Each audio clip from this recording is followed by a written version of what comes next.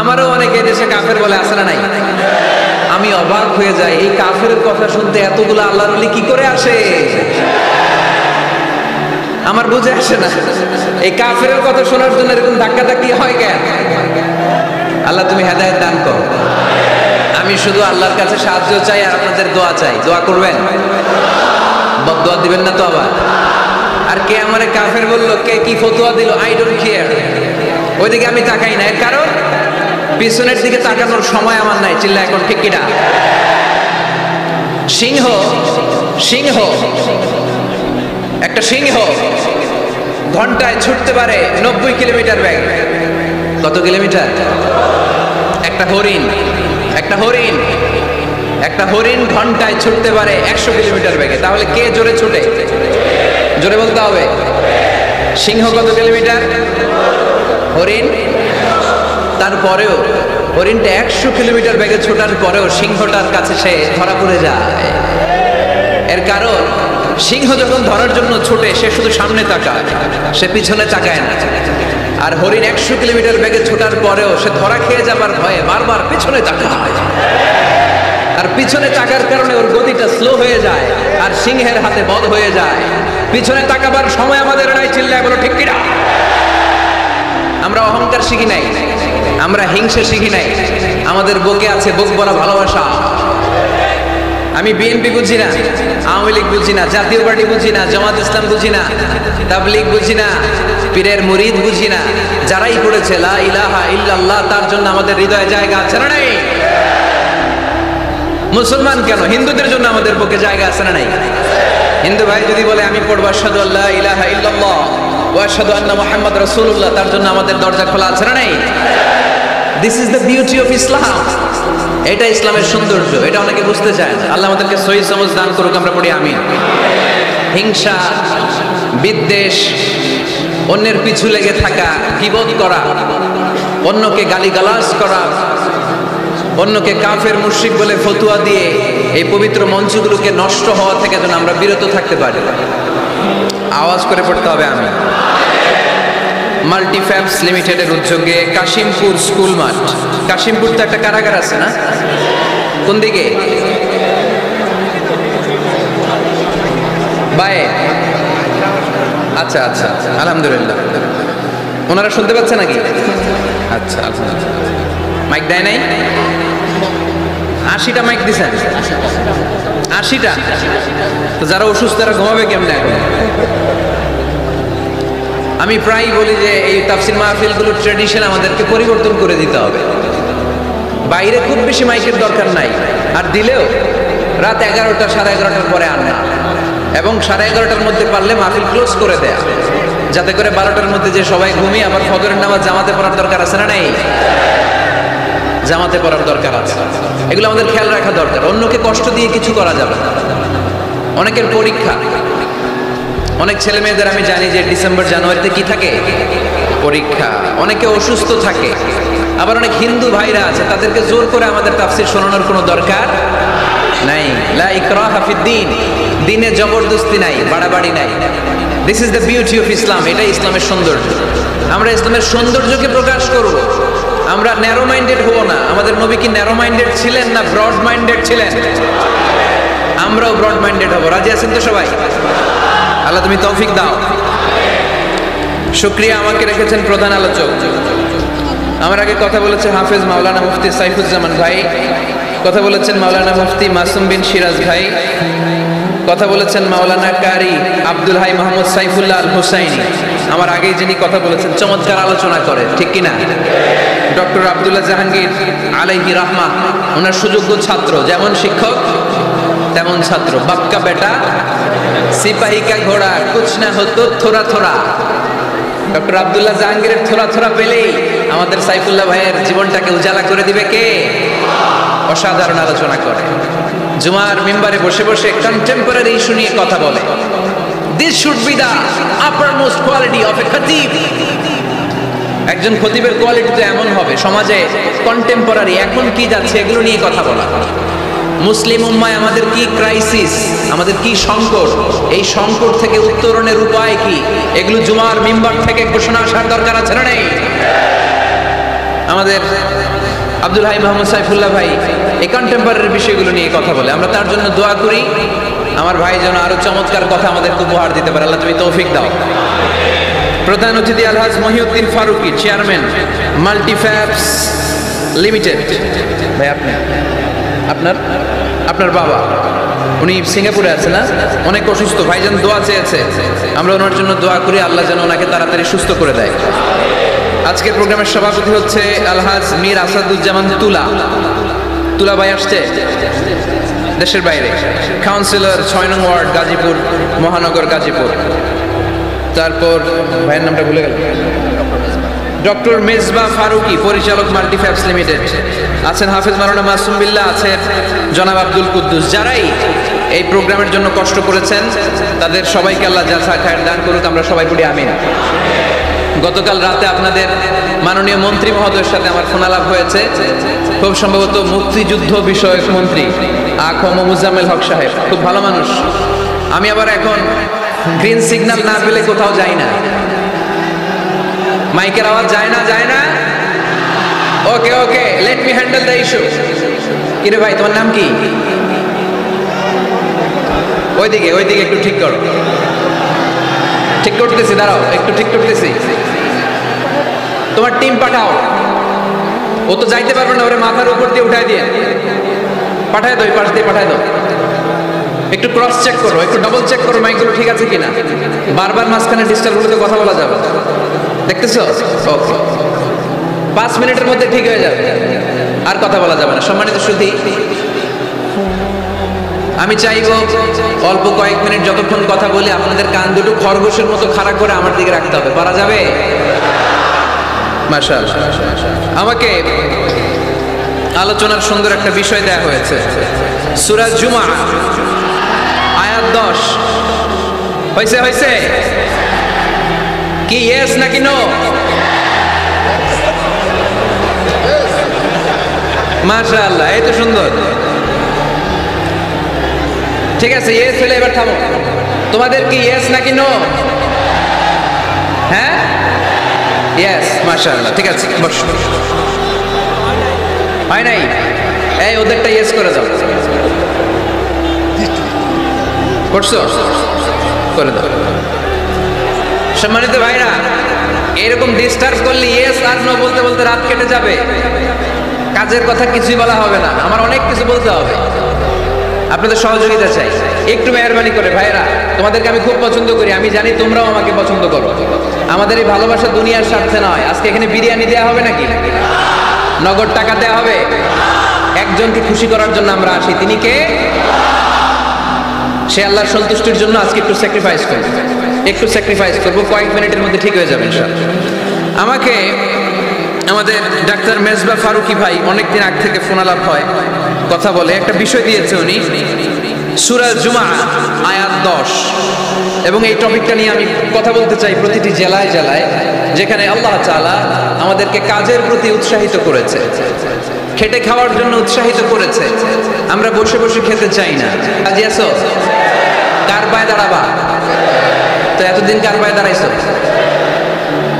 নিজের পায়ে দাঁড়ানো মানে স্বাবলম্বী হওয়া। কি হওয়া?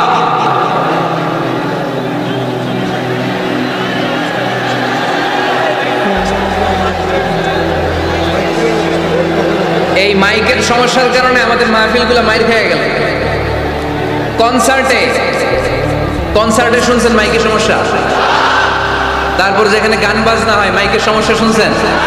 লাফায় জিকির করে ওইখানে মাইকের সমস্যা শুনছেন? আমাদের কোরআনের তাফসীরগুলোতে মাইকের সমস্যা। এগুলো করো না, আগে থেকে ঠিক রাখো। আর এখন তো মৌসুমের শুরু, তুমি 3-4 মাস সার্ভিস দেওয়ার পরে মার্চ এপ্রিলে এরকম হইতে পারে, ঠিক কিনা? বছরের শুরুতেই যদি এরকম হয় তাহলে তো সর্বনাশ। আর মাইকম্যান ঠিক করতেছে বারবার, আমার বা ওর দৃষ্টি আকর্ষণ করা যাবে না, একটু চুপ থাকতে হবে। তো আমরা নিজের পায়ে দাঁড়াতে চাই। কার পায়ে?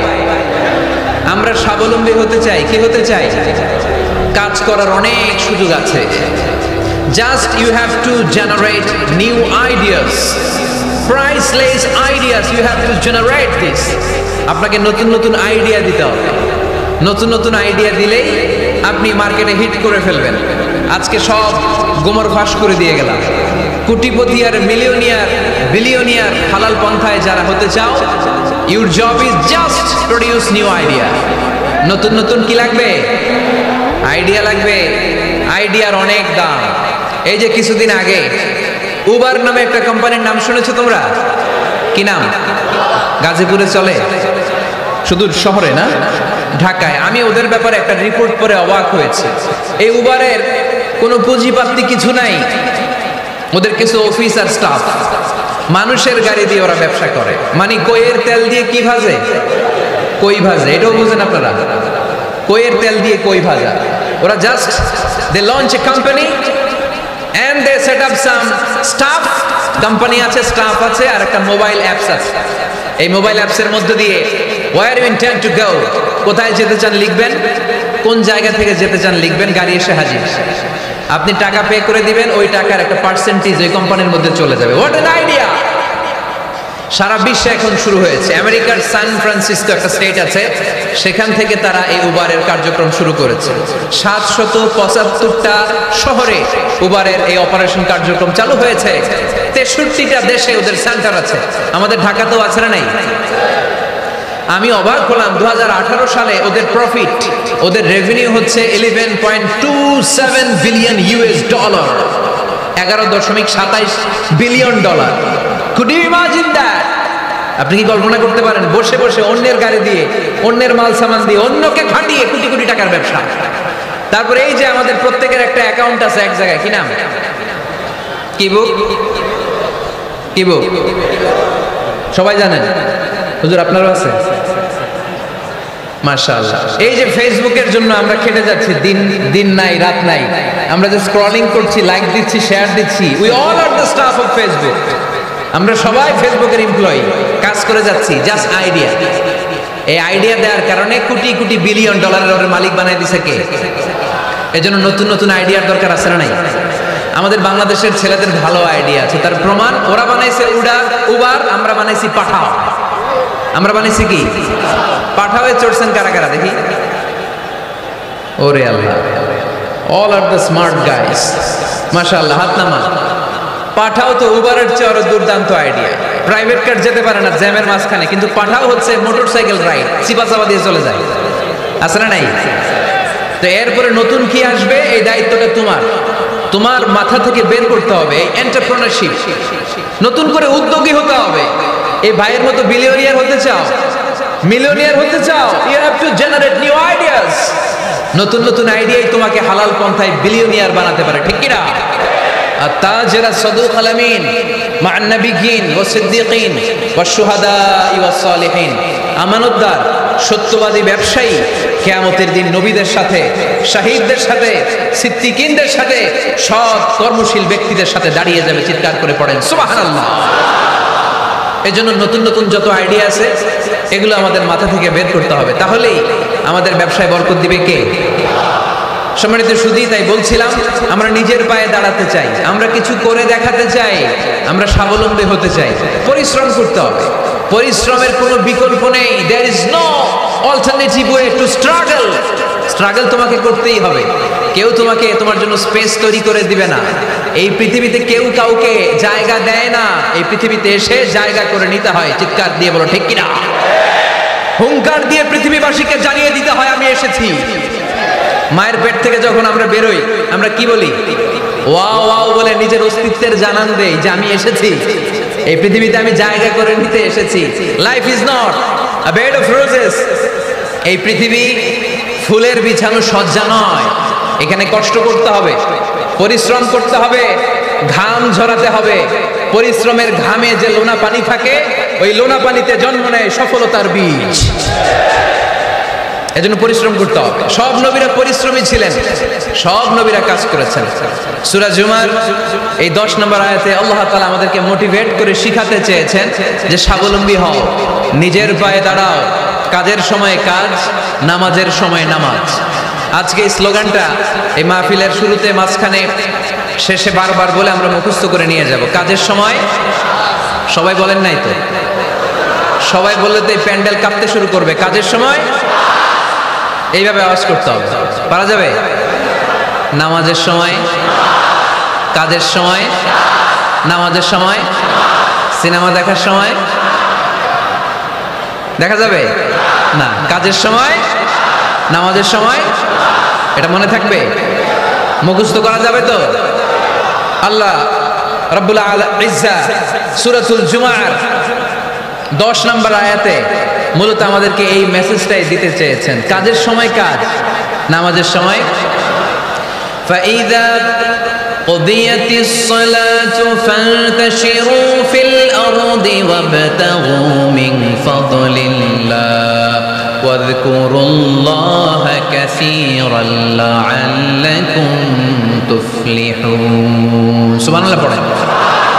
আল্লাহ বললেন যখন তোমাদের নামাজ শেষ হয়ে যায়, ফাইদা কুদিয়াতিস সালাত, যখন সালাত শেষ হয়ে যায়, ফান্তাশিরু ফিল আরদি, জমিনে ছড়িয়ে পড়ো, ওয়াবতাগু মিন ফাদলিল্লাহ, আল্লাহর দেয়া ফজল তালাশ করো, রিজিক তালাশ করো, ওয়াযকুরুল্লাহা কাসীরান, আল্লাহর জিকির বেশি বেশি করো, লাআল্লাকুম তুফলিহুন, তোমাদেরকে সফল বানায়া দিবে কে? সিস্টেমটা খেয়াল করেন। ফাইদা কুদিয়াতিস সালাত, যখন সালাত শেষ, ফান্তাশিরু ফিল আরদ, when you are done with your salah, spread out to your workplace, তোমার কাজের জায়গায় চলে যাও। নাকি মসজিদে বসে থাকবেন? নামাজ শেষে কি করতে হবে? কাজের জায়গায় চলে যেতে হবে। এটা ইসলামের নিয়ম, এটা বিশ্বনবীর সুন্নাহ, এটা আল্লাহর দেয়া পদ্ধতি। ফাইদা কুদিয়াতিস সালাতু, যখন সালাত শেষ হয়ে যাবে, ফান্তাশিরু ফিল আরদ, জমিনে ছড়িয়ে পড়ো, ওয়াবতাগু মিন ফাদলিল্লাহ, আল্লাহর রিজিক তালাশ করো। জমিনের মধ্যে আল্লাহর ফাদাল আছে, রিজিক আছে, এই রিজিকগুলো তালাশ করো। মসজিদে বসে থাকলে এই ফদল বা রিজিক কি পাওয়া যাবে? যাবে না। মসজিদে ঢুকলে রহমত পাওয়া যায়। গাজীপুরের ভাইয়েরা আওয়াজ তুলে বলেন, মসজিদে ঢুকলে কি পাওয়া যায়? এজন্য মসজিদে যখন আমরা ঢুকি, কোন পা দিয়ে ঢুকি? ডান পা দিয়ে ঢুকেই আমরা বলি আল্লাহুম্মা ফতাহলি আবওয়াবা রাহমাতিক, O Allah open for us the door of your mercy, আল্লাহ আমাদের জন্য আপনার সব রহমতের দরজাগুলো খুলে দেন। কারণ মসজিদে ঢুকলেই রহমত দেয় কে? আর মসজিদ থেকে যখন বের হই তখন রহমত নয়, তখন পাওয়া যায় ফদল, যে ফদলের কথা আল্লাহ ইয়াতে বললেন ওয়াবতাগু মিন ফাদলিল্লাহ, এই ফদল মানে হচ্ছে রিজিক। তাই মসজিদ থেকে যখন বেরোই কোন পা দিয়ে বেরোই? আর কি দোয়া পড়ি? আওয়াজ করে বলেন, আল্লাহুম্মা ইন্নী আসআলুকা মিন ফাদলিক, মানে হে আল্লাহ আমি আপনার কাছে আপনার ফদল চাই, রিজিক চাই। দুনিয়ার কেউ রিজিক দিতে পারে না, রিজিক দিতে পারে কে? এই রিজিক আমি আপনার কাছে চাই। আবার আল্লাহ বললেন ওয়াল্লাযী জাআলা লাকুমুল আরদা যালুলা ফামশু ফি মানাকিবিহা ওয়া কুলু মির রিজকি ওয়া ইলাইহিন নুশুর। তিনি তো এমন সত্য যিনি তোমাদের জন্য জমিনটারে বানিয়েছেন সাহালাতুল মাসালিক, সহজে হাঁটা যায়, চলা যায়, চারা বীজ রোপণ করা যায়, চাষাবাদ করা যায়। আল্লাহ বললেন জমিনের আনাচে কানাচে ঘুরে বেড়াও, জমিনের মধ্যে তোমাদের জন্য রিজিক রেখে দিয়েছে কে? এই জমিনের সব জায়গায় রিজিক আছে। আপনি জমিনের পাহাড়ে যাবেন, পাহাড়েও রিজিক আছে। জানেন পাহাড়ে কি চাষ হয়? হ্যাঁ, জুম চাষ হয়। বাংলাদেশের পাহাড়ে জুম চাষ হয়, আর মালয়েশিয়ার পাহাড়গুলোতে সব চাষ হয়। মালয়েশিয়া একটা জায়গা আছে ক্যামেরুন হাইল্যান্ড, ভাই গেছিলেন নাকি? ৬,০০০ ফিট উপরে, ঠান্ডা, প্রচন্ড ঠান্ডা। আমি প্রায় যাই, ওখানকার চা বাগানের স্নিগ্ধ হাওয়া আমাকে টানে খুব, বাতাসটা খুবই ক্লিন, ভাল লাগে। ওই ক্যামেরুন হাইল্যান্ডে ৬,০০০ ফিট উপরে ওরা করেছে ফুলের বাগান, ফলের বাগান, চায়ের বাগান, স্ট্রবেরির বাগান, মধুর চাষ করে। আর এই ৬,০০০ ফিট উপরে এই ভেজিটেবলস আইটেমগুলো দিয়ে তারা পুরো মালয়েশিয়ার খাদ্যদ্রব্যের যত সংকট, সব সংকট তারা দূরীভূত করেছে। সুবহানাল্লাহ পড়েন। তো ওনারা পাহাড়ের উপর চাষ করে, আর আমরা সমতল জায়গায় চাষ করতে চাই না। চাষাবাদ করতে আমাদের লজ্জা লাগে। কি লাগে? যুবক ভাইয়েরা, কাজে কোনো লজ্জা নেই। কাজে কি নেই? পরিশ্রমে লজ্জা নেই। লজ্জা হচ্ছে অলসতায়, লজ্জা হচ্ছে অকর্মণ্যতায়। আমরা কাজ করে খেতে চাই, পরিশ্রম করে খেতে চাই। রাজি আছো সবাই? এখন অনেকে রুফ গার্ডেনিং করে। রুফ গার্ডেনিং মানে ছাদের, বাসার ছাদের উপরে কি সুন্দর পেঁপে গাছ, আম গাছ, আমি নিজে দেখেছি, নিজেরা খায়, আশেপাশের প্রতিবেশীদের সবাইকে দেয়, বাজারে বিক্রিও করে। নিউ আইডিয়া, রুফ গার্ডেনিং করো। তারপরে একসাথে হাঁসের চাষ হয়, পানিতে হাঁসগুলো ভেসে বেড়ায়, আর নিচে মাছের চাষ হয়। এরকম অনেক যুবক আছে যারা এগুলো করে করে স্বাবলম্বী হয়েছে। আমরা এগুলো করতে চাই না, আমাদের লজ্জা লাগে। আমাদের হোটেলের মেসিয়ারি করতে লজ্জা লাগে, ছোট্ট ফুচকার দোকান দিতে আমাদের লজ্জা লাগে, কিন্তু বিশ্বনবীর ছাগল চড়াতে কোনো লজ্জা লাগতো না। কাজে কোনো লজ্জা আছে? লজ্জা কিসে তাইলে? অলসতায়। আওয়াজ করে বলো, লজ্জা কিসে? অলসতা করা যাবে না। অলসতাকে আজকের প্রোগ্রাম থেকে আমরা না বলে দিব। আমরা অলসতাকে বলে দিব নো। অলসতাকে আমরা কি বলবো? নো। আমরা অলস হতে চাই না, আমরা খেতে খেতে চাই, ঘাম ঝরাতে চাই। পরিশ্রমের ঘামের লোনা পানিতে জন্ম নেয় সফলতার বীজ। আমরা সফল হতে চাই, ঠিক কিনা? এজন্য অলসতা করা যাবে না, কাজ করতে হবে। আল্লাহ রাসূল সাল্লাল্লাহু আলাইহি ওয়াসাল্লাম এবং সাহাবারা আমাদেরকে কাজের প্রতি উৎসাহিত করেছেন। সাইয়েদনা ওমর ফারুক রাদিয়াল্লাহু তাআলা আনহু, নাম শুনেছেন? কত নাম্বার খলিফা? সবাই বলেন। 1 নাম্বার খলিফার নাম কি? 2 নাম্বার খলিফার নাম? 3 নাম্বার? 4 নাম্বার? রিদওয়ানুল্লাহি তাআলা আলাইহিম আজমাইন। ওমর ফারুক সাধারণ কোনো সাহাবী ছিলেন না, তিনি এমন সাহাবী ছিলেন, বিশ্বনবী সাল্লাল্লাহু আলাইহি ওয়াসাল্লাম বলেছেন, আমার পরে কোনো নবীও নাই, রাসূলও নাই, তবে আমার পরে যদি কেউ নবী হতো, আমার ওমর নবী হয়ে যেত। বিশ্বনবী বলছেন, লা নবিয়্যা বা'দি ওয়ালা রাসূলা, আমার পরে কোনো নবী নাই, রাসূল নাই। লাউ কানা বা'দি নাবিয়্যুন লাকানা উমর, তবে আমার পরে যদি নবী হওয়ার কোয়ালিটি আমার কোন সাহাবীর মধ্যে থেকে থাকে, আমার ওমরের মধ্যে সেই কোয়ালিটি আছে। প্রভু তুমি বলেছো রাসূল দেবে না, বলনি দেবে না ওমর, বলনি দেবে না হামজাদারি, খালিদ বিজয়ী সমর। প্রভু তুমি বলেছো রাসূল দেবে না, বলনি দেবে না ওমর, বলনি দেবে না হামজাদারি, খালিদ বিজয়ী সমর। প্রভু তুমি বলেছো রাসূল দেবে না। সুবহানাল্লাহ পড়েন। ওমর ফারুক রাদিয়াল্লাহু তাআলা আনহু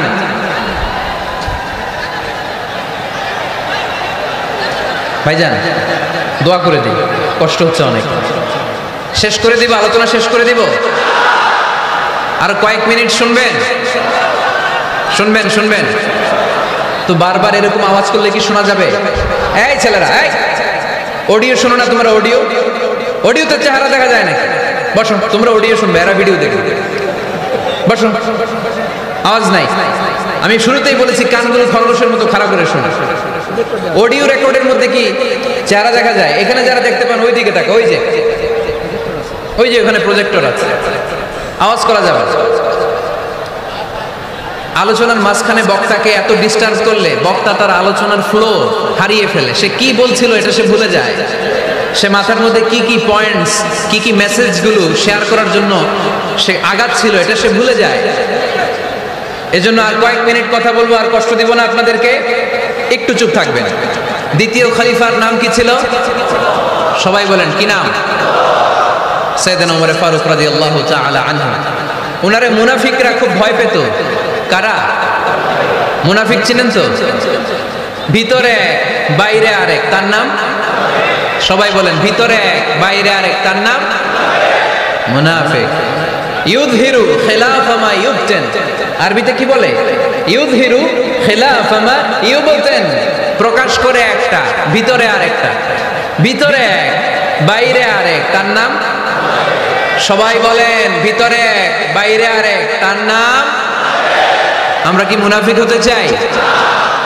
এরা যখন যে সুবিধাজনক অবস্থানে থাকে তখন তার সাথে থাকে। ডান দিকে যে বলে আপনি ভালো, আমি আপনার দলের লোক। বায়ে যে বলে আরে না এটা খারাপ, আপনি ভালো, আমি আপনার দলের লোক। এরকম আছে না নাই? যখন যে ক্ষমতায় তখন তারে তেল মারে। যেদিকে বৃষ্টি আর তুফান ওইদিকে ছাতা ধরে। আছে না নাই? বাংলাদেশে একটা গান চলছিল কিছুদিন, শুনতাম, মধু হই হই বিষ হাবাইলা। সূরাতুল মুনাফিকুনের তাফসীর বোঝানোর জন্য এটা আমার জন্য খুব সহজ ছিল।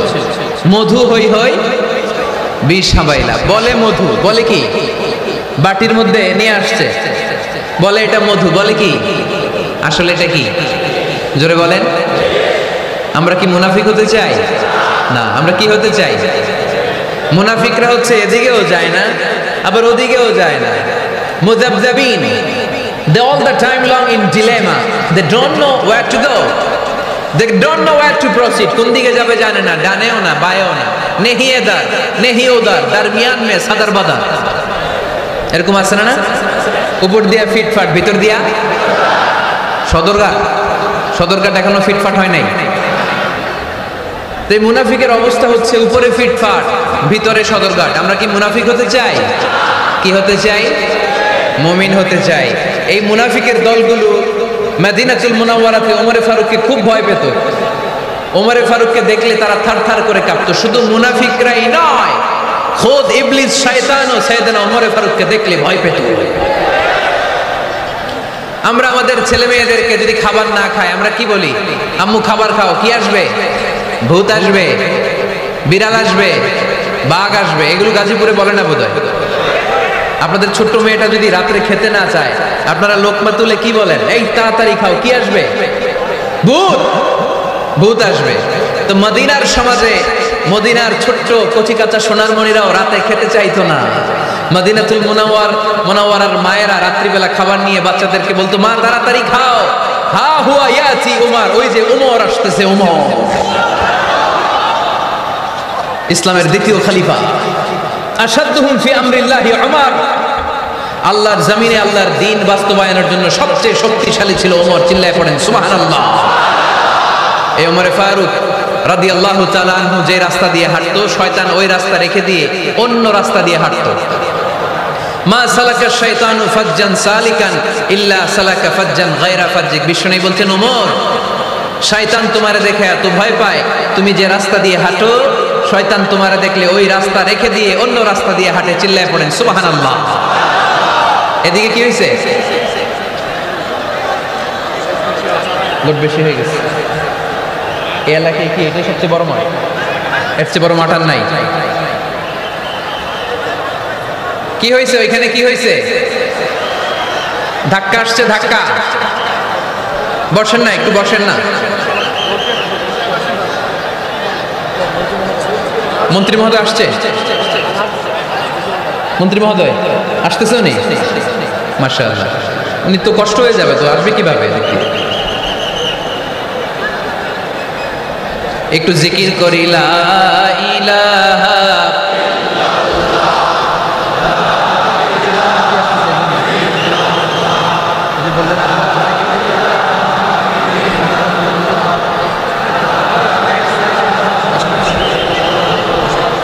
লা ইলাহা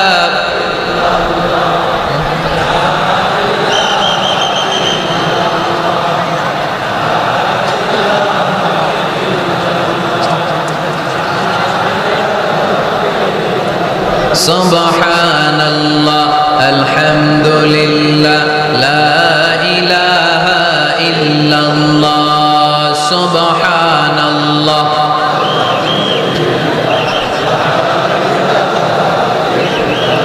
আল্লাহ নামের জিকির করবে যারা, আল্লাহর কাছে প্রিয় তারা, আল্লাহর কাছে প্রিয় যারা, জান্নাতে প্রবেশ করবে তারা।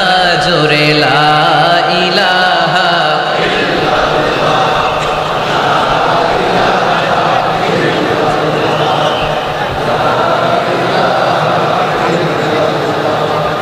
লা ইলাহা ইল্লাল্লাহ লা ইলাহা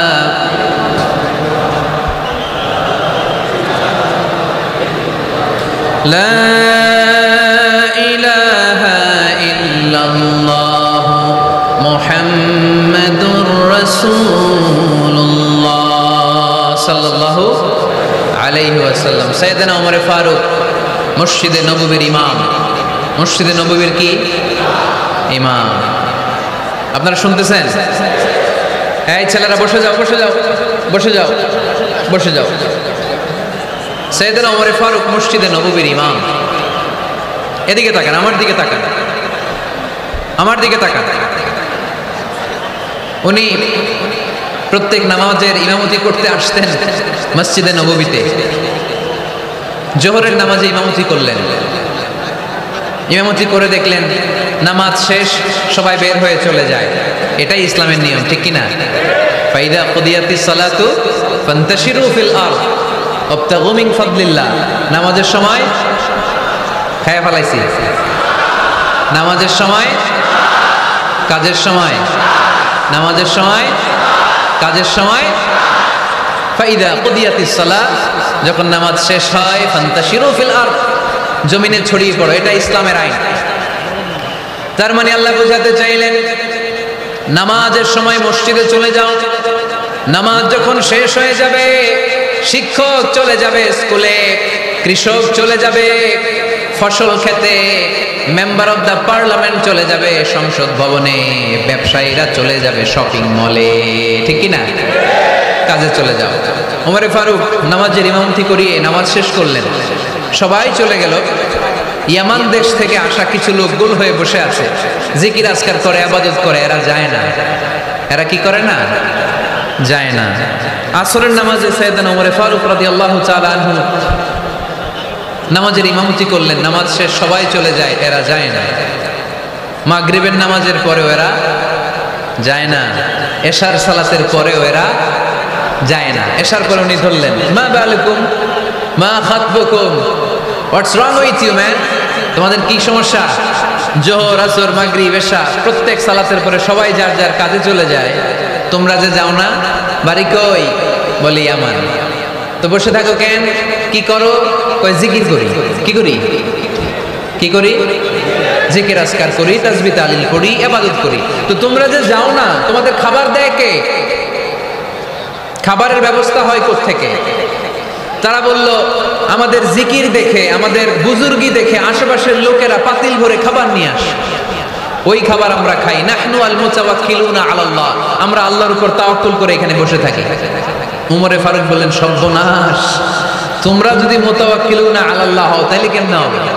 তোমরা তো মুতাওয়াক্কিলুনা আলাল্লাহ নাও, তোমরা হচ্ছে আল মুতাওয়াক্কিলুন বা'দুকুম আলা বা'দ, আল্লাহর উপর তাওয়াক্কুলকারী নয়।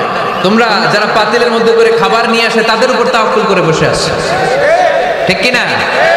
তোমাদের জিকিরও চলে, আবার মাথায় টেনশনও চলে, পাতিল কি ছোট আসবে না বড় আসবে? খাবারে আমার ভাগেরটা থাকবে কি থাকবে না, টেনশন আছে না নাই?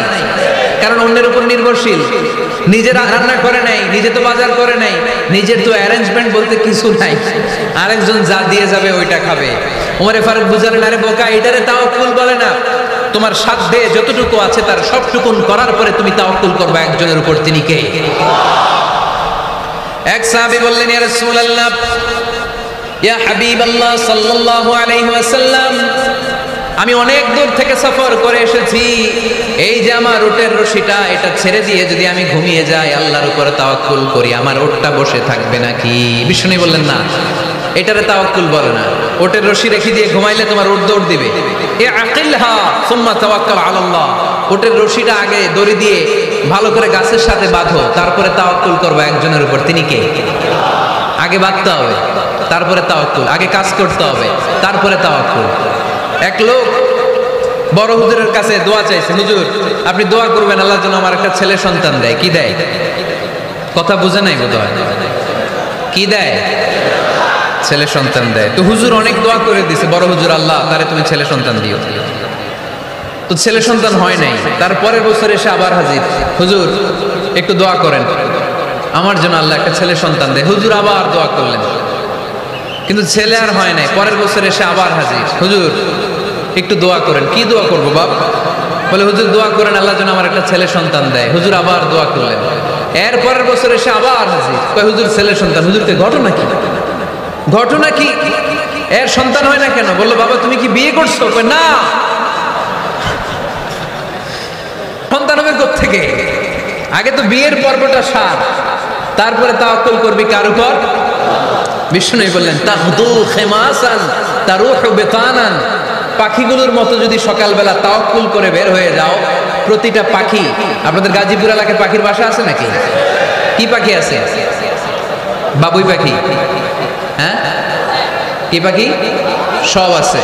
তো এই পাখিগুলো এই গাজীপুরের বিভিন্ন গাছপালার উপরে যে নিড বানিয়েছে বাসা, দেখবেন সকাল বেলায় এই পাখিগুলো আল্লাহর উপর তাওয়াক্কুল করে বের হয়ে যায়। এই পাখিগুলো জানে কোন জায়গায় ওর রিজিক আছে। এই পাখিগুলোর রিজিকের ব্যবস্থা করলো কে?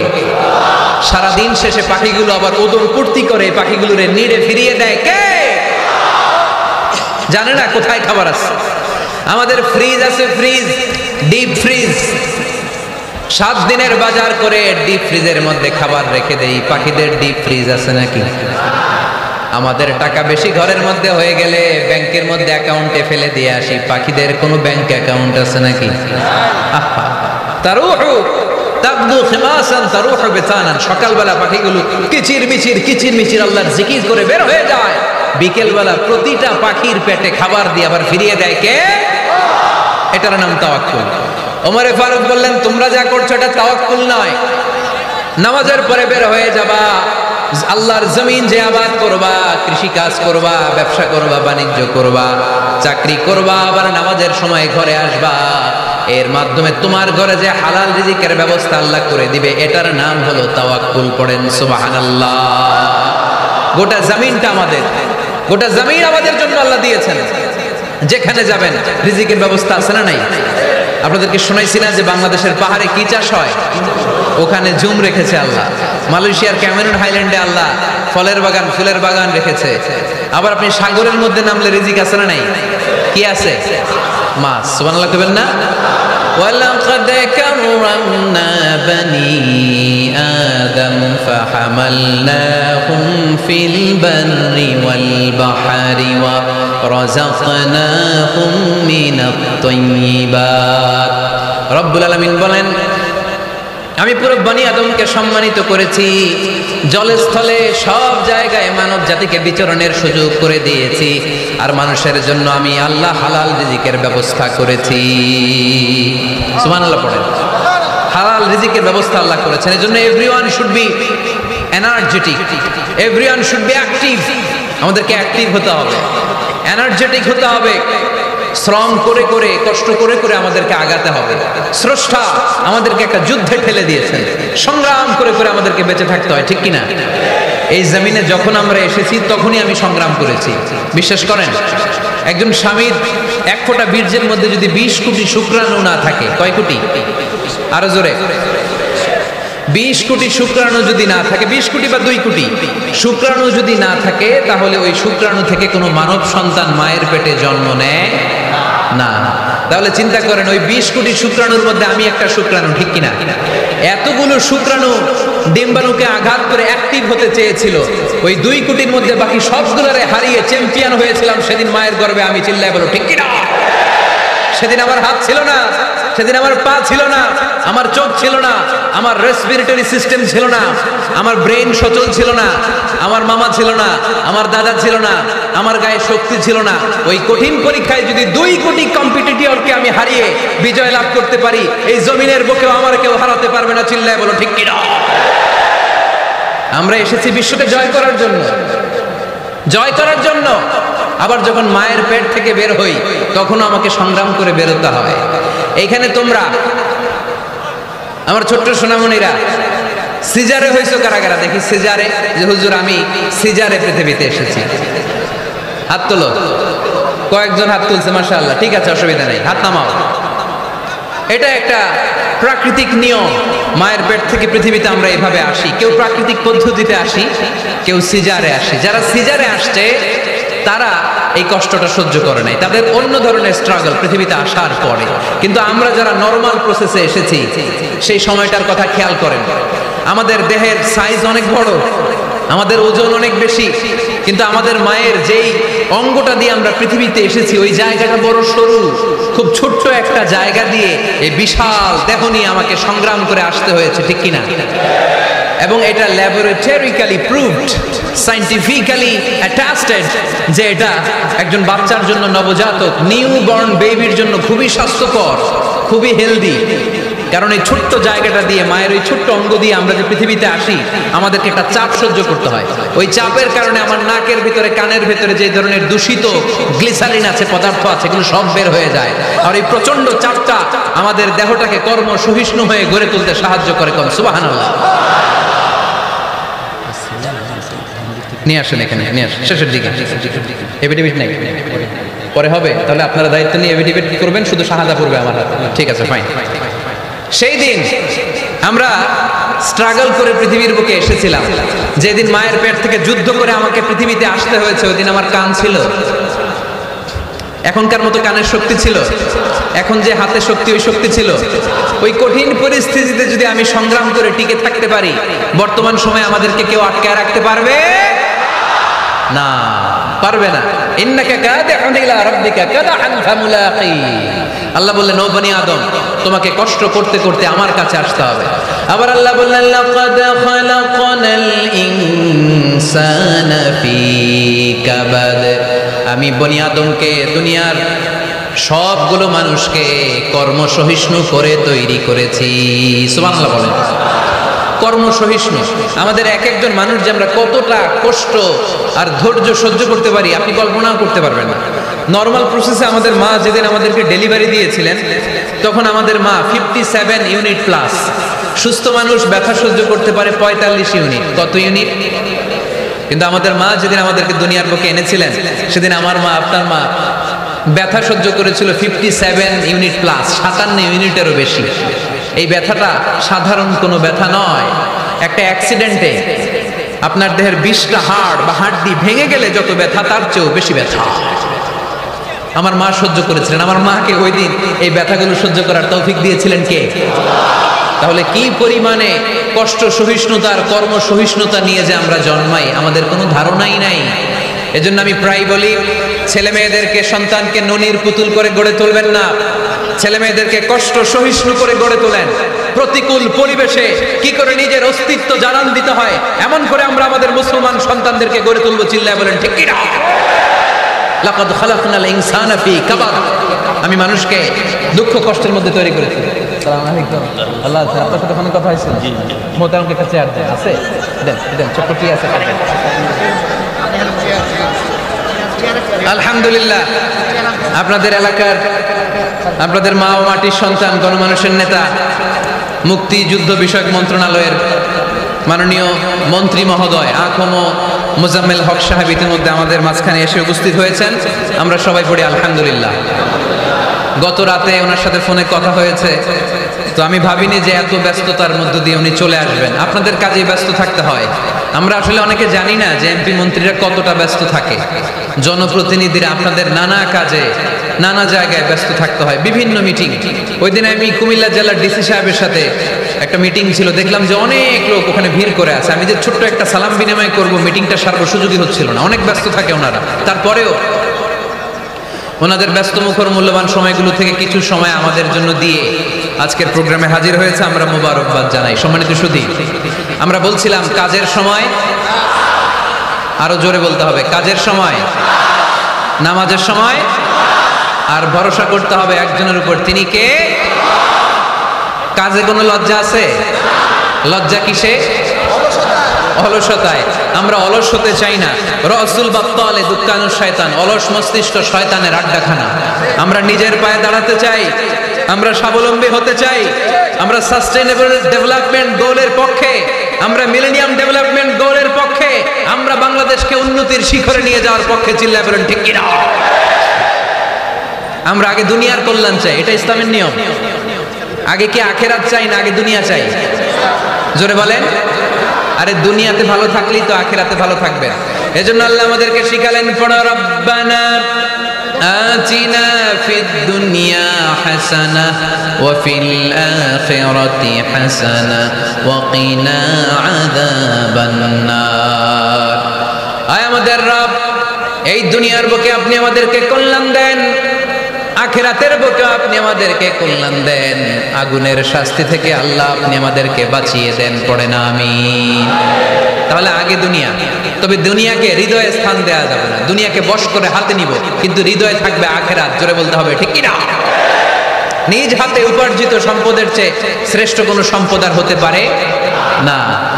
আমার দিনমজুর ভাইয়েরা, কুলি মজুর ভাইয়েরা, রিকশাওয়ালা ভাইয়েরা, ফ্যাক্টরি ওয়ার্কার যারা, আপনারা আল্লাহর কাছে অনেক সম্মানিত। আপনাদের উপার্জন হালাল, আপনাদের এক পা এমনি জান্নাতে ঢুকে আছে। এখন শুধু এক পা ঢুকাইলে চলবে?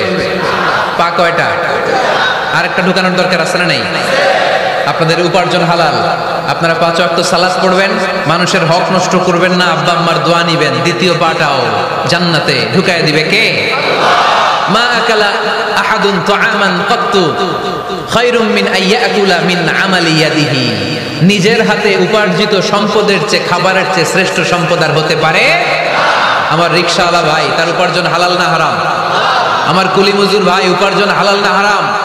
মাথার ঘাম পায়ে ফেলে ফ্যাক্টরি ওয়ার্কাররা যে বেতনটা পায়, এটা হালাল না হারাম? তাদের দোয়াকে কবুল করে নিবে কে? এজন্য যুবক ভাইরা, never under estimate any job. কোন জবকে, কোন চাকরিকে ছোট করে দেখার সুযোগ নাই, কারণ আমার উপার্জন হালাল হলেই ওই হালাল উপার্জনে বরকত দিবে কে? Whether it's the small or big, you don't care. এটা তোমার কেয়ার করার দরকার নেই। চাকরি পেলেই একটা ঢুকে যাবা, চাকরি পেলেই ঢুকে যাবা, কারণ আমাদের চাকরির বাজার মন্দা। আমাদের বাংলাদেশ, ভারতে কোন একটা চাকরির জন্য চেয়েছে 8 পাস, ওইখানে অ্যাপ্লাই করে ডক্টরেট ডিগ্রি দাঁড়িয়ে আসে না নাই? এত কষ্ট করে চাকরি পাওয়া পৃথিবীর কোথাও লাগে না, কারণ আমাদের পপুলেশন বেশি। তাই চাকরির জন্য আমাদের বসে থাকা লাগবে না, আমাদেরকে উদ্যোক্তা হতে হবে, আমাদের এন্টারপ্রেনার হতে হবে। শুরুতে যেটা বলেছিলাম, আমাদের আইডিয়াকে কাজে লাগাতে হবে, ঠিক কিনা? আর যাই করবো আমরা ভালোভাবে করব। ভালোভাবে করলে ওই কাজে বরকত দেয় কে? ভালোভাবে করার জন্য আল্লাহ তাআলা সূরাতুল মুলকে আমাদেরকে গাইডলাইন দিয়েছেন। রব্বুল আলামিন বলেন, আল্লাযী খালাকাল মাউতা ওয়াল হায়াতা লিয়াবলুয়াকুম আইয়ুকুম আহসানু আমালা। তিনি এমন সত্য, যিনি তোমাদের তৈরি করেছেন, জীবন আর মৃত্যুকে তৈরি করেছেন এই জিনিসটা পরীক্ষা করবার জন্য, তোমাদের মধ্য থেকে কে ভালোভাবে কাজ করে। সুবহানাল্লাহ। কে বেশি আমল করে, আল্লাহ এটা বলছে, নাকি কে ভালো আমল করে? কথা কি বুঝতেছেন? যদি বেশি আমল করার কথা আল্লাহ বলতো, তাহলে এই আয়াতটা হতো লিয়াবলুয়াকুম আইয়ুকুম আকসারু আমালা। কিন্তু আল্লাহ কি এই আয়াতে আকসারু আমালা বলেছে? আলেম যারা আছেন তারা আমার সাথে সাথে বলেন, আল্লাহ কি আকসারু আমালা বলেছে? আল্লাহ কি বলেছে? লিয়াবলুয়াকুম আইয়ুকুম আহসানু আমালা। কে ভালো করে কাজ করে, উইথ প্রফেশনালিজম। আপনি যেটাই করেন না কেন, আপনাকে প্রফেশনালিজমের সাথে করতে হবে, তাহলে ওই কাজে বরকত দিবে কে? ছোট হোক বড় হোক, এটা কোনো সমস্যা? যাই করি না কেন কিভাবে করব? ভালোভাবে। আওয়াজ করে বলেন, কিভাবে করব? যে কোনো কাজ করো না ভাই, যে কোনো কাজ করো, তা যেন হয় সবার চেয়ে সবচেয়ে সুন্দর। যে কোনো কাজ করো না ভাই, যে কোনো কাজ করো, তা যেন হয় সবার চেয়ে সবচেয়ে সুন্দর। হোক না সেটা পড়া লেখা, রঙের ভাষায় ছবি আঁকা, হোক না সেটা পড়া লেখা, রঙের ভাষায় ছবি আঁকা, হোক না সেটা সামান্য কাজ কিংবা মহত্তর, তা যেন হয় সবার চেয়ে সবচেয়ে সুন্দর। যে কোনো কাজ করো না ভাই, যে কোনো কাজ করো, তা যেন হয় সবার চেয়ে সবচেয়ে সুন্দর। চিৎকার করে বলতে হবে, ঠিক কিনা? যাই করি না কেন সেটা যেন সবচেয়ে সুন্দর হয়। You have to make the best out of you, you have to try your level best. তোমার সাধ্যের যতটুকু আছে তার সবটুকু করতে হবে, বাকি বরকত আর কল্যাণ আমাদেরকে দান করবে কে? বিষ্ণু ইসলাম কখনো অলসতাকে উৎসাহিত করেন নাই, ভিক্ষাবৃত্তিকে উৎসাহিত করেন নাই, তিনি পরিশ্রমকে এপ্রিশিয়েট করেছেন। এক সাহাবী রাদিয়াল্লাহু তাআলা আনহু এসে বললেন, ইয়া রাসূলুল্লাহ, আমাকে কিছু দান করেন। আ'তিনি শাইআন। বিষ্ণু বললেন, তুমি ভিক্ষা করো, তোমার ঘরে কিছু নাই? সাহাবী বললেন, লা ইয়া রাসূলুল্লাহ, কিছু নাই। বিষ্ণু ইসলাম আবার প্রশ্ন করলেন, কিছুই নাই? সে বললেন, হ্যাঁ আছে। কি আছে? একটা জামা আছে, জামা, আর আছে একটা পানি খাওয়ার জগ। দুইটা জিনিস আছে, একটা কি আর একটা পানি খাওয়ার জগ। বিষ্ণু বললেন, দুইটা নিয়ে আস। সাহাবী রাদিয়াল্লাহু তাআলা আনহু জামার জগ নিয়ে এসে বিষ্ণু ইসলামের হাতে দিলেন। বিষ্ণুনবী জামার জগটা ধরে বললেন, মাইয়াশতারি হাদাইন, কে আছো আমার সাহাবীদের মধ্যে এই দুইটা জিনিস কিনতে চাও? এক সাহাবী দাঁড়িয়ে বললেন, ইয়া রাসূলুল্লাহ ইয়া হাবিবাল্লাহ আনা আশতারিহিমা বিদিরহাম। এই দুইটা জিনিস, একটা জামা একটা পানি খাওয়ার জগ, আমি 1 দিরহাম দিয়ে কিনে নিতে চাই। পড়েন সুবহানাল্লাহ। বিশ্বনবী বললেন, 1 দিরহাম তো কম হয়ে যায়, 1 দিরহামের চেয়ে বেশি দিয়ে কেনার মতো যদি কেউ থাকে একটু হাত তোলো। মাইয়াজিদু আলা যালিক, এর চেয়ে বেশি দাম দিয়ে কেনার মতো কেউ আছো নাকি? আরেক সাহাবী হাত তুলে বললেন, ইয়া রাসূলুল্লাহ ইয়া হাবিবাল্লাহ আশতারিহিমা বিদিরহামাইন। আমি 1 দিরহাম নয়, আপনার সম্মানে 2 দিরহাম দিয়ে জিনিসগুলো কিনে নিতে চাই। 2 দিরহাম। বিষ্ণু বললেন, ওকে ফাইন, ডান, 2 দিরহামে বিক্রি হয়ে যাবে। দিয়ে দেওয়া হলো। 2 দিরহাম নিয়ে বিষ্ণু ইসলাম ওই আগন্তুক ভিক্ষুক সাহাবীর হাতে দিয়ে বললেন, যাও 1 দিরহাম দিয়ে তোমার পরিবার পরিজনদের জন্য খাবার কিনে নিয়ে যাও, আর 1 দিরহাম দিয়ে একটা কুঠার কিনে নিয়ে আসো। কি কিনে নিয়ে আসো? সবাই বলেন। কুঠার চিনেন আপনারা? কুঠার দিয়ে কি করে?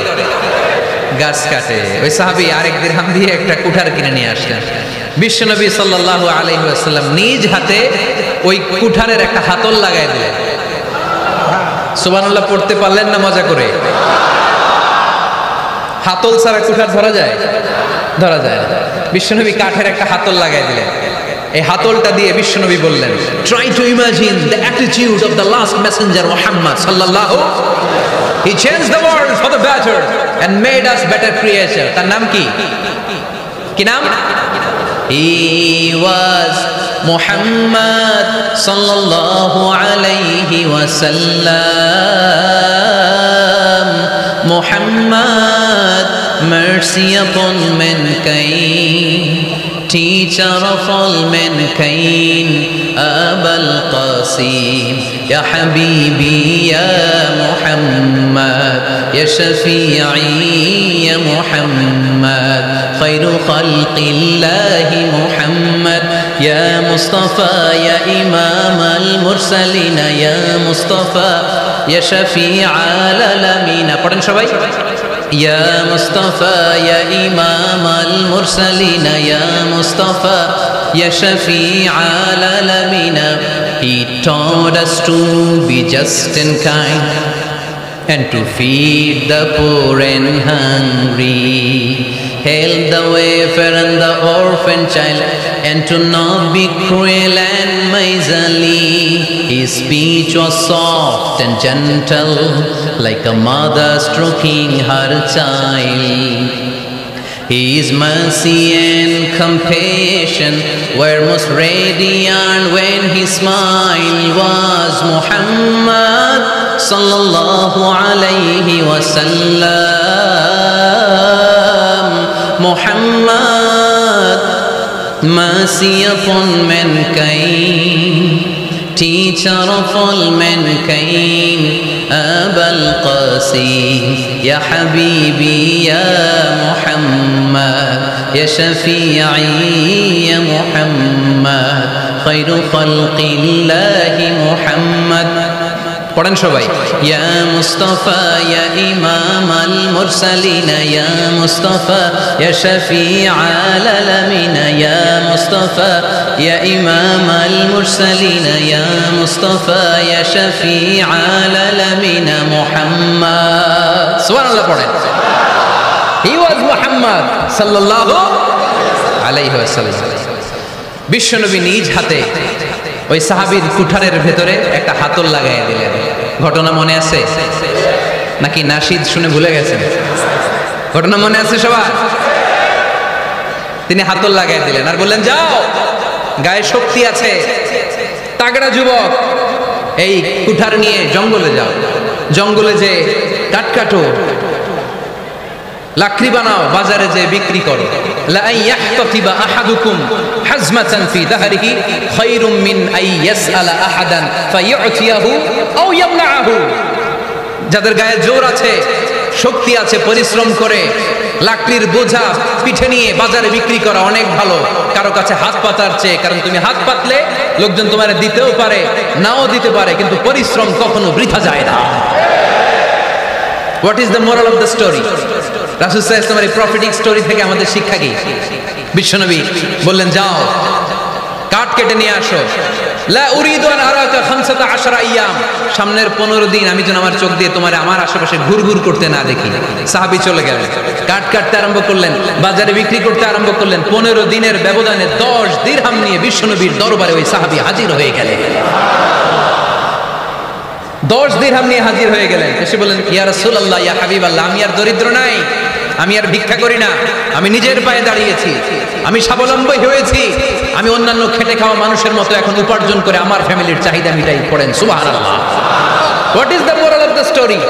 এই প্রফেটিক স্টোরি থেকে আমাদের জন্য শিক্ষা হচ্ছে, বিষ্ণু ঈসা ইসলাম চাইলেই ওই 2 দিরহাম দিয়ে বলতে পারতেন, যাও এটা দিয়ে খাবার কিনে খাও। দুপুরবেলা খাইতো, রাত্রেবেলা আবার যাকাতের লাইন ধরতো। কথা কন। তার মানে বিষ্ণু ঈসা ইসলাম কাজের প্রতি উৎসাহিত করেছেন। 2 নাম্বার লেসন বা শিক্ষা হচ্ছে, বিশ্বনবী সাল্লাল্লাহু আলাইহি ওয়াসাল্লাম পার্মানেন্ট সলিউশন করে দিয়েছেন, স্থায়ী সমাধান। ঠিক কিনা? আমরা প্রায় যাকাতের শাড়ি দেই, লুঙ্গি দেই, আছে না নাই? আলহামদুলিল্লাহ, আপনাদের গাজীপুরে বোধহয় এগুলো নাইটাই, এখানে নাই, আছে? যদি থেকে থাকে এই ট্র্যাডিশন আপনারা বন্ধ করবেন। যাকাতের শাড়ি বলতে কোনো শাড়ি নাই, যাকাতের লুঙ্গি বলতে কোনো লুঙ্গি নাই। কারণ যাকাতের শাড়ি আর যাকাতের লুঙ্গি যদি আপনি বিতরণ করেন, আর সামান্য সয়াবিন তেল আর চাল ডাল যদি আপনি প্যাকেট করে দিয়ে দেন, তাহলে 1 মাস পরে আবার যে সে আরেক জায়গায় যাকাতের লাইনে দাঁড় হয়ে যাবে। চিল্লা এখন ঠিক কিনা? এজন্য আপনাকে পার্মানেন্ট সলিউশনের ব্যবস্থা করতে হবে। আমি সব জায়গায় বলি যে প্রতিটি জেলার বিজনেস ম্যাগনেট যারা আছেন, তারা সবাই মিলে একটা যাকাত ম্যানেজমেন্ট প্ল্যাটফর্ম গড়ে তুলুন। সেখান থেকে এমনভাবে যাকাত দিন যাতে মানুষ স্বাবলম্বী হতে পারে। স্বাবলম্বী বানানোর জন্য, দারিদ্র বিমোচনের জন্য যাকাত এসেছে, যাকাতের শাড়ি লুঙ্গি বিতরণের জন্য নয়। আর যাকাতের শাড়ি এত পাতলা, মশারি কি পাতলা, এর চেয়েও পাতলা। দেখছেন কখনো? এটারে একবার ধোয়ার পরে দ্বিতীয়বার পরা যায় না। একবার ধোয়ার পরে শাড়ির দিকে তাকাইলে শাড়ি আপনার দিকে বেশকি মেরা থাকে। কথা বলেন ঠিক কিনা? এইভাবে শাড়ি লুঙ্গি দেয়া যাবে? এভাবে তো শাড়ি লুঙ্গি বিতরণ করলে যারা লাইন ধরে যাকাত নিতে আসলো, এই আল্লাহর বান্দাদেরকে অপমান করা হয়। আর আল্লাহ বললেন, ওয়ালাকাদ কাররামনা বানি আদম, আমি পুরো বানি আদমকে সম্মানিত করেছি। ফেরেশতার সম্মান বেশি না মানুষের? বুঝে শুনে বললেন, কার?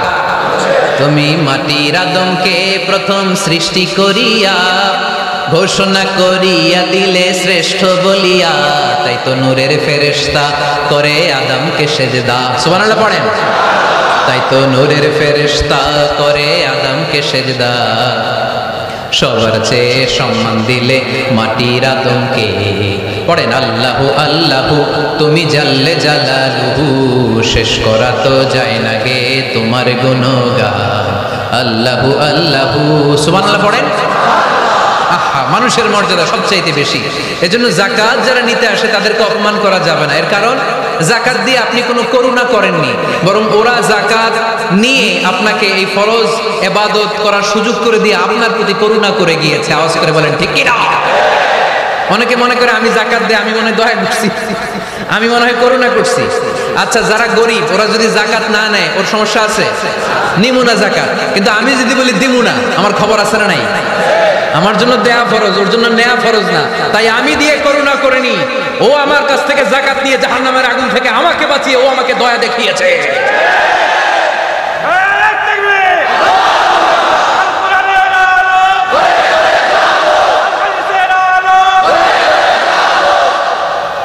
এজন্য যাকাত দারিদ্র বিমোচনের জন্য। কিভাবে যাকাত দিবেন? আপনি যাকাতের টাকা দিয়ে খেয়াল করবেন, একটু ক্রস চেক করে নিতে হবে, ডবল চেক করে নিতে হবে যেই ফ্যামিলিতে যাকাত দিবেন কর্মক্ষম উপার্জনের মতো করতে পারে এরকম ছেলে আছে কিনা। থাকলে ওর একটা অটো রিক্সা কিনে দেন, সিএনজি কিনে দেন, ওই সিএনজি চালিয়ে ওর ফ্যামিলিটা দিব্যি চলে যাবে। ঠিক কিনা? ওর একটা অস্ট্রেলিয়ান গাভী কিনে দেন, ওই গাভীর দুধ বিক্রি করে ফ্যামিলিটা স্বাবলম্বী হয়ে যাবে। ঠিক কিনা? লক্ষ্মীপুরে আমি ওয়াজ করলাম, বললো হুজুর আমরা এইভাবে একটা যাকাত ম্যানেজমেন্ট প্ল্যাটফর্ম গড়ে তুলেছি, এখানে আমরা টাকা জমিয়ে জমিয়ে আমাদের এলাকার যে সমস্ত ছেলেগুলো কর্মক্ষম, তাদের ঘরে টাকা পয়সা নাই, আমরা যাকাতের টাকা দিয়ে ওদেরকে প্রবাসী বানিয়ে দেই, বিদেশে পাঠিয়ে দেই। ওর কষ্ট অর্জিত সম্পদ দিয়ে ওর ফ্যামিলি এখন দেদারসে চলছে, কোনো যাকাতের লাইনে যে তারা নিজেদেরকে আর অপমান বোধ করছে না। এইভাবে যাকাত দিতে হবে। দিলটার একটু খোলেন, হাতটার একটু খোলেন, তাহলে হৃদয়টারে খুলে দিবে কে? দে যাকাত দে যাকাত তোরা দে রে যাকাত, দে যাকাত, দে যাকাত তোরা দে রে যাকাত, তোর দিল খুলবে পরে আগে খুলুক হাত, দে যাকাত, দে যাকাত তোরা দে রে যাকাত। পড়ে না আমিন। এই যাকাতের মাধ্যমে আমরা আমাদের বাংলাদেশকে স্বাবলম্বী করতে চাই। রাজি আছেন সবাই? সংঘবদ্ধ প্রচেষ্টায় যাকাত আদায় করতে রাজি আছেন? বিশ্বনবী সাল্লাল্লাহু আলাইহি ওয়াসাল্লাম চাইলে এই 2 দিরহাম দিয়ে বিদায় করে দিতে পারতেন, কিন্তু বিশ্বনবী সাল্লাল্লাহু আলাইহি ওয়াসাল্লাম তাকে কাজের প্রতি উৎসাহিত করলেন, পার্মানেন্ট সলিউশন দিলেন। এজন্য অলসতার সাথে ইসলামের কোনো সম্পর্ক আছে? আওয়াজ করে বলেন, অলসতার সাথে সম্পর্ক আছে? অলসতাকে যেন আজকে আমরা কি বলে দিছিলাম?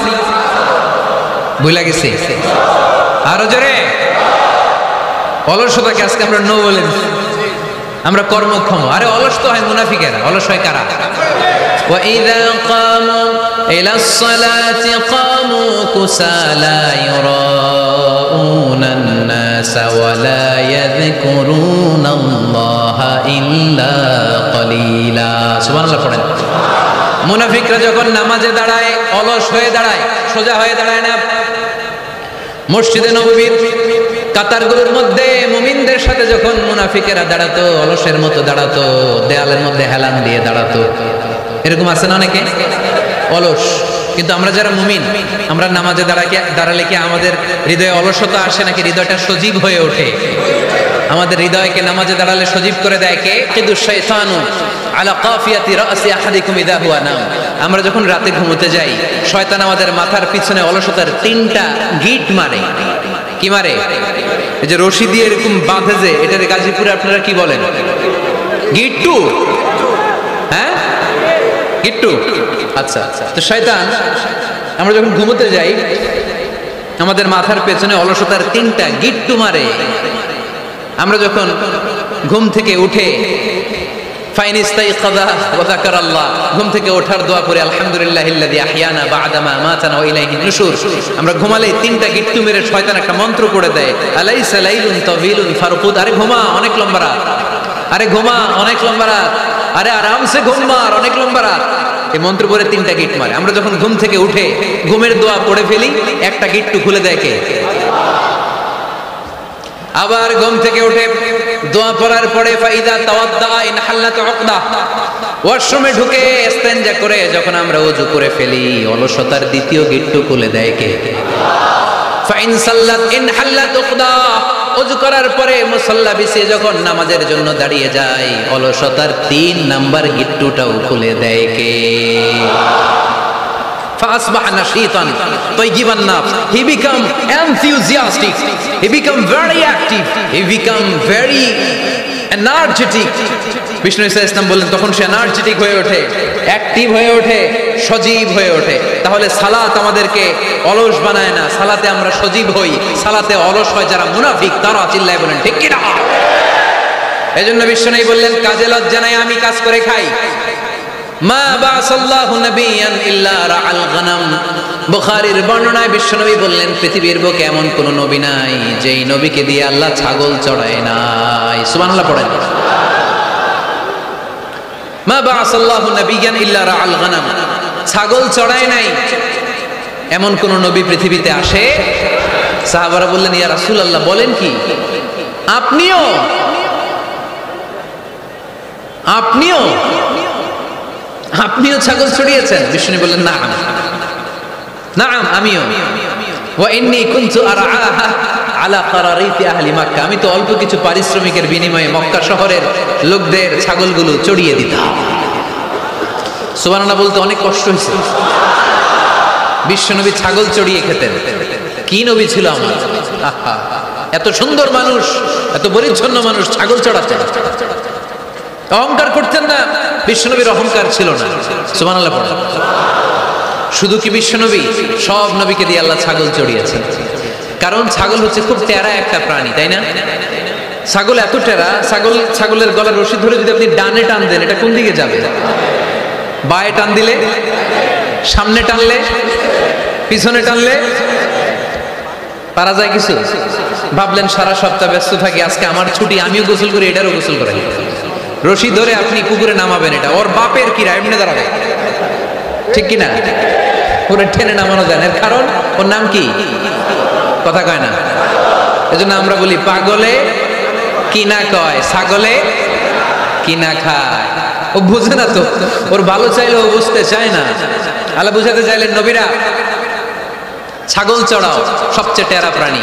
ছাগল চড়ায় তোমাদেরকে ট্রেনিং পিরিয়ড শেষ করছি, কারণ এরপরেও ছাগলের চেয়ে আরেকটা টেরা প্রাণী আছে মানব জাতি, এদেরকে চড়াইতে হবে। যদিও মানুষ আশরাফুল মাখলুকাত, কিন্তু মানুষের মধ্যে ছাগলের চেয়ে টেরা কিছু আছে না নাই? উলাইকা কাল আনআম বাল হুম আদাল, এরা ছাগল নয়, এগুলো ছাগলের চেয়ে নিকৃষ্ট। চিল্লায় বলেন ঠিক কিনা? এমন কোন নবী নাই যেই নবী ছাগল চড়ায় নাই। সুবহানাল্লাহ পড়তে হবে। সব নবীরা কাজ করে খেয়েছেন। সাইয়েদনা আদম আলাইহিস সালাম, ইব্রাহিম আলাইহিস সালাম চাষাবাদও করেছেন। সাইয়েদনা মুসা আলাইহিস সালাম চাষ করেছেন। দাউদ আলাইহিস সালাম নিজ হাতে বর্ম বানিয়েছেন, ছুরি বানিয়েছেন। আওয়াজ করে পড়েন সুবহানাল্লাহ। তাহলে কাজে কোনো লজ্জা আছে? লজ্জা কিসে? আর আজকের মাহফিল থেকে অলসতাকে আমরা কি বলে দিয়েছি? কাজের সময়, নামাজের সময় কাজে কোনো লজ্জা নেই। বিশ্বনবী সাল্লাল্লাহু আলাইহি ওয়াসাল্লাম কাজ করে খেতে বলেছেন। প্রিয় ভাইয়েরা, বেশিরভাগই এখানে ফ্যাক্টরি ওয়ার্কার। আপনারা হাত তুলে আমাকে জানান দিয়েছেন শুরুতে। কর্মজীবী মানুষদেরকে বিশ্বনবী এত ভালোবাসতেন, মেহনতি মানুষদেরকে এত পছন্দ করতেন। বিদায় হজের ভাষণেও বাদ যায়নি মেহনতি মানুষদের কথা। তিনি বলেছেন খবরদার খারাপ আচরণ করবে না, নিজেরা যা খাবে তাদেরও তা খাওয়াবে, নিজেরা যা পড়বে তাদেরকেও তা পড়াবে। আতুল আজিরা আজরাহু ক্বাবলা আন ইয়াজিফা আরাকু, সুনানে ইবনে মাজার হাদিস। শ্রমিকের ঘাম শুকিয়ে যাওয়ার আগে তার পারিশ্রমিক দিয়ে দাও। আবার বিশ্বনবী বললেন খবরদার সালাসাতুন আনা খাসমুহুম, কিয়ামতের দিন তিন শ্রেণীর ব্যক্তির বিরুদ্ধে আমি আল্লাহ নিজে মামলা দায়ের করব। এক শ্রেণীর ব্যক্তি হচ্ছে রাজুলুন ইস্তাওফা জিরান, ইস্তাআজারা আজিরান ফাস্তাওফা মিনহু ওয়া লাম ইয়াতি আজরা, যে ব্যক্তি শ্রমিক ভাড়া করে কাজ করালো কিন্তু তার টাকা দেয় নাই, তার পারিশ্রমিক দেয় নাই। আল্লাহ বলেন কিয়ামতের দিন তোর বিরুদ্ধে আমি দাঁড়াবো। I will be against you in the day of judgement. কেউ তোরে কিয়ামতের দিন সাহায্য করে ছুটাতে পারবে না। এজন্য খবরদার শ্রমিকদের সাথে খারাপ আচরণ করবেন না। আবার শ্রমিক ভাইরাও যারা আছেন, আপনাদের ডিউটি যত ঘন্টা ঠিক তত ঘন্টাই পালন করতে হবে, তা না হলে কিন্তু আপনাদের উপার্জন হালাল হবে না। বিশ্বনবী সাল্লাল্লাহু আলাইহি ওয়াসাল্লামের সাথে বিশ্বনবী সাল্লাল্লাহু আলাইহি ওয়াসাল্লামের কর্মচারীর কি ঘটেছিল এই ঘটনাটা বলেই আজকে আমরা শেষ করব। আওয়াজ করে পড়েন ইনশাআল্লাহ। আমরা অনেকে মাইক পেলে বড় বড় ভাষণ দেই, কাজের মেয়েদের সাথে খারাপ আচরণ করবেন না, শ্রমিকদের অধিকার, নারীদের অধিকার, বড় বড় এরকম বক্তব্য আছে না নাই? বিশ্বনবী শুধু শ্রমিকদের অধিকারের কথা বক্তব্যের মধ্যে সীমাবদ্ধ রাখেন নাই, ওনার ব্যক্তিগত জীবনেও এগুলো পাবেন। বিশ্বনবী সাল্লাল্লাহু আলাইহি সাল্লামের অ্যাপয়েন্ট করা শ্রমিক, ওনার দাস, ওনার কর্মচারী সাহাবীর নাম ছিল আনাস রাদিয়াল্লাহু তাআলা আনহু। কি নাম ছিল? উনি বিশ্বনবীর ব্যাপারে কি কমেন্টস করছে আমরা শুনে আজকের আলোচনার ইতি টানবো। আওয়াজ করে পড়তে হবে ইনশাআল্লাহ। সাধারণত কর্মচারীরা মালিকের বিরুদ্ধে ভালো কথা বলে ইল্লা মাশাআল্লাহ। অনেক মালিক আছে অনেক ভালো, তাদের ব্যাপারে আবার ভালো বলে। সাধারণত কারো ব্যাপারে যদি আপনি তথ্য নিতে চান, আপনি তার ওয়াইফের কাছ থেকে তথ্য নেন, তার কর্মচারীর কাছ থেকে নেন, তার বাড়ির দারোয়ান থেকে নেন, তার ঘরের কাজের মহিলার কাছ থেকে নেন, তার ড্রাইভারের কাছ থেকে নেন, তাহলেই তার ব্যাপারে আসল সব তথ্য বের হয়ে আসবে। দেখুন বিশ্বনবীর কর্মচারী বিশ্বনবীর ব্যাপারে কি বলে। সাহাবীর নাম সবাই বলতে হবে, সাহাবীর নাম রাদিয়াল্লাহু তাআলা আনহু। উনি বললেন বিশ্বনবী যখন মক্কা থেকে মদিনায় হিজরত করলেন, হাজার হাজার মদিনাবাসী বিশ্বনবীর সাথে দেখা করতে গেল। যারাই দেখা করে সবাই বিশ্বনবীর হাতে কিছু না কিছু হাদিয়া দেয়, যারাই দেখা করে হাতে করে বিশ্বনবীর হাতে কিছু না কিছু দিয়ে দেয়। সুবহানাল্লাহ পড়ে। তাহাদাও তাহাব্বু, একে অপরকে হাদিয়া দিবেন, মহব্বত বাড়াই দিবে কে? হাজবেন্ড স্ত্রীকে গিফট করবেন, স্ত্রী আবার হাজবেন্ডকে গিফট করবেন, বন্ধু বন্ধুকে গিফট করবেন, গার্লফ্রেন্ড আবার বয়ফ্রেন্ডের গিফট করতে যায় না, তাহলে ভেজাল আছে না নাই? চেক এন্ড ব্যালেন্স করতে হবে। আমি প্রায় বলি ভালোবাসবেন জায়গা মতো, স্ত্রীকে ভালোবাসলেও সওয়াব আছে না নাই? স্ত্রীর সাথে অন্তরঙ্গ সময় কাটালেও সওয়াব আছে না নাই? কিন্তু এই সময় যদি শালীর সাথে কাটান ঝামেলা আছে না নাই? ভাবির সাথে কাটালে ভেজাল আছে না নাই? যারাই বিশ্বনবীর সাথে দেখা করে সবাই বিশ্বনবীর হাদিয়া দেয়। সাইয়েদনা আনাস রাদিয়াল্লাহু তাআলা আনহু বর্ণনা করেন, আমার আম্মা যেন দেখা করতে আসলেন আমাকে নিয়ে, আমি ছোট্ট আনাস। আমার আম্মা যেন দেখলেন লাম ইউকি রাজুলুন ওয়ালা ইমরাআতুন মিনাল আনসার ইল্লা খাফাকা বিতুহফাতিন ইয়া রাসূলুল্লাহ। আমার আম্মা এসে বলে, ও রাসূলুল্লাহ, মদিনার যারাই আপনার সাথে দেখা করতে আসলো সবাই এসে আপনারে হাদিয়া দেয়। ওয়া ইন্নী লা আকদিরু আলা মা উতহিফুকা বিহি। ও নবী, আমার তেমন কোনো সাধ্য নাই যে আমি আপনারে হাদিয়া দেব, আমার কাছে কোনো টাকা পয়সা নাই। ছোট্ট ছেলে আনাসরে নিয়ে এসে বলল, ইয়া রাসূলুল্লাহ, মদিনার সব লোকের আপনার সাথে দেখা করে আর হাদিয়া দেয়, আমি গরিব মানুষ, আমি আপনারে কি হাদিয়া দেব গো নবী? আমার তো হাদিয়া দেওয়ার মতো কিচ্ছু নাই, ইল্লা ইবনি হাদা, আমার নাড়ছেরা ধন, আমার কলিজার টুকরা সন্তান এই আনাস ছাড়া আমি আমার কলিজার টুকরা সন্তান আনাসরেই আপনারে হাদিয়া দিয়ে দিলাম। খুদ হাদা ইয়া রাসূলুল্লাহ, আমার সন্তান আনাসকে আপনি নেন, ইয়াখদুমুক মা বাদালাক, সে যদ্দুর পারে আপনারে খেদমত করবে। সাইয়েদনা আনাস বলেন, সেদিন থেকে আমি বিশ্বনবীর খাদেম, কি আর খেদমত করব, নবীর মেসওয়াক এনে দেই, জামা এনে দেই। 10 বছর খেদমত করার পরে বিশ্বনবীর খাদেমের মুখে শুনুন বিশ্বনবী কেমন আচরণ করতেন সাইয়েদনা আনাস রাদিয়াল্লাহু তাআলা আনহুর সাথে। সাইয়েদনা আনাস বলেন, খাদিমতু রাসূলুল্লাহি 10 সিনিন, 10টি বছর আমি আমার বিশ্বনবীর পেয়ারা নবীর খেদমত করলাম।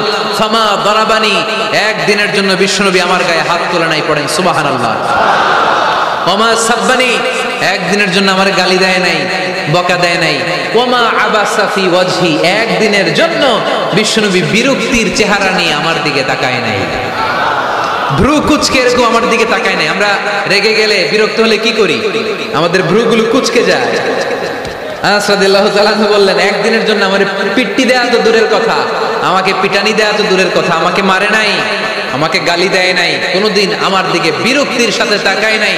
ওয়ালা ক্বালা লি লিমা সানাআতা ওয়ালা লিমা লা সানাআতা, কোনোদিন এও বলে নাই আনাস এটা কেন করলা, ওইটা কেন করো নাই। চিৎকার করে পড়েন সুবহানাল্লাহ।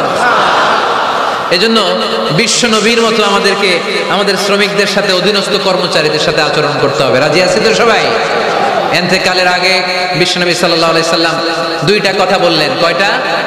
1 নম্বরে বিষ্ণু ঈসা ইসলাম বললেন আসসালাত, আসসালাত, নামাজ, নামাজ, উম্মতেরা নামাজ, নামাজ ছেড়ে দিও না। 2 নম্বরে বিষ্ণু বললেন ওয়ামা মালাকাত আইমানুকুম, খবরদার অধীনস্থ কর্মচারীদের সাথে খারাপ আচরণ করো না। আমরা খুব দুঃখের সাথে লক্ষ্য করেছি, পত্রপত্রিকায় এসেছে, মানবাধিকার কর্মী, নারী আন্দোলনের কর্মী মাইক পেলে বড় বড় ভাষণ দেয়, আপনারা কর্মীদের সাথে ভালো আচরণ করবেন, কাজের মেয়েদের সাথে ভালো আচরণ করবেন, কিন্তু ওদের বাড়িতে এই কাজের মেয়েরা নির্যাতিত হয়, চিল্লায় বলেন ঠিক কিনা? আহা, পত্রিকার রিপোর্ট দেখে অবাক লাগে। খুন্তি দিয়ে চুলায় লোহা গরম করে পিঠে শেক মেরেছে, এরকম আছে না নাই? বিশ্বনবী সাল্লাল্লাহু আলাইহি সাল্লাম বলেছেন, খবরদার কিয়ামতের দিন তাদের বিরুদ্ধে আল্লাহ মামলা দায়ের করবে। আমরা যেন কখনো আমাদের অধীনস্থ কর্মচারীদের সাথে খারাপ আচরণ না করি। আল্লাহ তুমি তৌফিক দাও, আমরা পড়ি আমিন। এজন্য শ্রমিক মালিকের সম্পর্ক হচ্ছে চেক এন্ড ব্যালেন্সের সম্পর্ক। যারা শ্রমিক তাদের দায়িত্ব হচ্ছে মালিকের যে হক সেটা আদায় করা, যত ঘন্টা তার সাথে চুক্তি হয়েছে তার পুরোটা আদায় করা। আর মালিকের উচিত অধীনস্থ কর্মচারীদের সাথে ভালো আচরণ করা। আমরা যেন এই চেক এন্ড ব্যালেন্স করতে পারি, আল্লাহ তুমি তৌফিক দাও।